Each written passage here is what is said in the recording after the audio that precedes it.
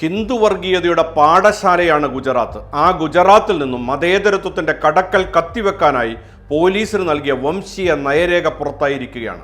ശരിക്കും ഞെട്ടിക്കുന്നത്, പെട്ടെന്ന് താടി വളർത്തുന്നതും നിഖാബ് ധരിക്കുന്നതും സിഗ്നൽ പോലുള്ള എൻക്രിപ്റ്റഡ് ആപ്പുകൾ ഉപയോഗിക്കുന്നതും തീവ്രവാദ ലക്ഷണമെന്ന ഗുജറാത്ത് പോലീസിൻ്റെ പുതിയ സ്റ്റാൻഡേർഡ് ഓപ്പറേറ്റിംഗ് പ്രൊസീജിയർ വിവാദത്തിലായിരിക്കുകയാണ്.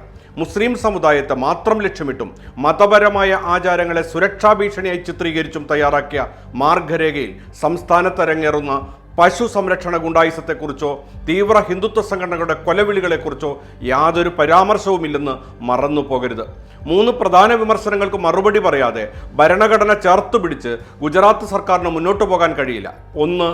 സമുദായവൽക്കരണമാണ്. താടിയും നിഖാബും പോലെയുള്ള മതപരമായ വേഷവിധാനങ്ങളെ തീവ്രവാദത്തിൻ്റെ ലക്ഷണങ്ങളായി ചിത്രീകരിച്ചത് ഒരു പ്രത്യേക വിഭാഗത്തെ അനാവശ്യമായി സംശയത്തിൻ്റെ നിഴലിലാക്കുന്നതിന് വേണ്ടി മാത്രമാണ്. 2.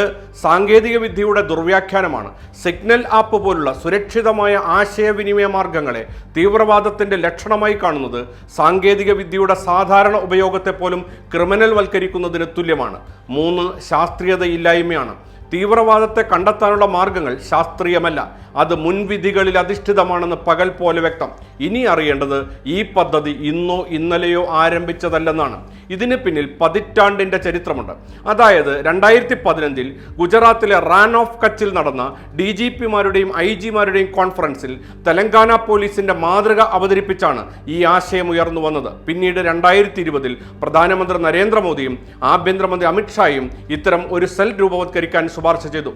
തുടർന്ന് 2022 ഗുജറാത്ത് നിയമസഭാ തെരഞ്ഞെടുപ്പ് പ്രകടന പത്രികയിൽ BJP ഇത് ഉൾപ്പെടുത്തി. രാഷ്ട്രീയ രക്ഷാ യൂണിവേഴ്സിറ്റിയിലെ ഫാക്കൽറ്റിയും ATS crime branch Ahmedabad central jail അധികൃതരും അടങ്ങുന്ന ടാസ്ക് ഫോഴ്സ് രൂപവൽക്കരിച്ചെങ്കിലും ഫണ്ട് ദൗർബല്യം മൂലം പദ്ധതി വൈകി. 2023 ഇതിന്റെ പ്രാഥമിക പ്രവർത്തനങ്ങൾ ആരംഭിച്ച് 2026 ഏപ്രിലിൽ ഗുജറാത്ത് ആഭ്യന്തര വകുപ്പ് സെല്ലിലേക്ക് 139 പുതിയ തസ്തികകൾ അനുവദിച്ചതോടെയാണ് സെൽ പൂർണ്ണ സജ്ജമായത്.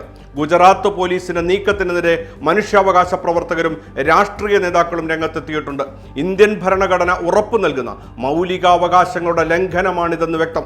അനുച്ഛേദം 14 സമത്വമാണ് പറയുന്നത്. നിയമത്തിനു മുന്നിൽ എല്ലാവരും തുല്യരാണ്. മതപരമായ വേഷവിധാനങ്ങളുടെ അടിസ്ഥാനത്തിൽ ഒരു വിഭാഗത്തെ മാത്രം സംശയത്തിന്റെ നിഴലിൽ നിർത്തുന്നത് തുല്യനീതിക്ക് വിരുദ്ധമാണെന്ന് ഭരണഘടന തെറ്റാതെ പറയുന്നു.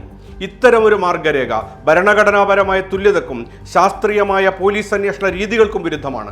ഗുജറാത്ത് പോലീസിന്റെ ഈ വംശീയ പാഠം തിരുത്തുമോ എന്നാണ് നാട് ഉറ്റുനോക്കുന്നത്.